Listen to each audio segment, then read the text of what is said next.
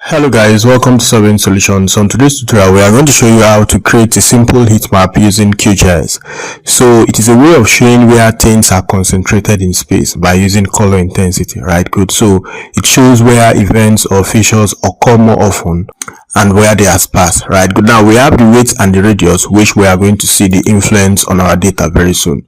So we have a points data that shows forgery check crime in a particular location.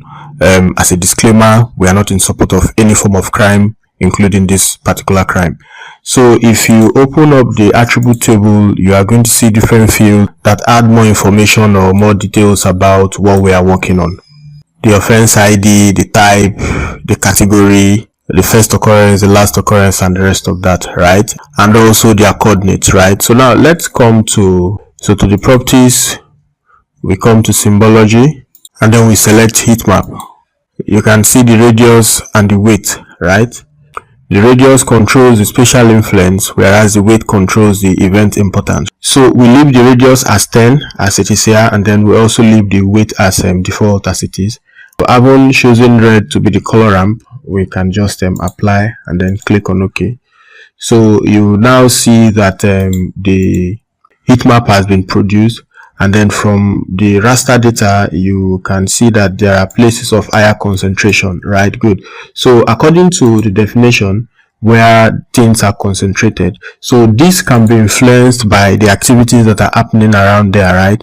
So if we turn on a base map and then we try to either work on the transparency, or we automatically turn it off, and then we zoom into the activities that are actually occurring within those areas that are having the higher concentration of the color we have chosen.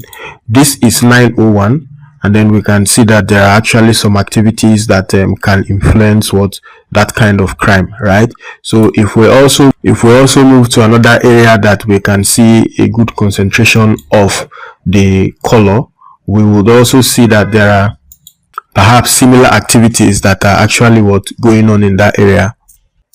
Good. So you can see the activities. So this shows that the data which was provided for the analysis actually should I say is validated, because some of the activities around there can influence the perpetration of such crimes, which are actually not what we are in support of. So we have shown you how to use the heat map tool for symbology in your QGIS, and then by interpretation you can see the concentration of the colors using the intensity, right? Good. So where events or activities or things are concentrated using the color intensity, and then you can see that from the base map there are some activities that have direct bearing. So if yours is for accident, perhaps it should be by the roadside or by the hedges of the roads and the rest of that. So we are going to see you on another interesting one. Until then, keep staying safe and have a fantastic time. Bye.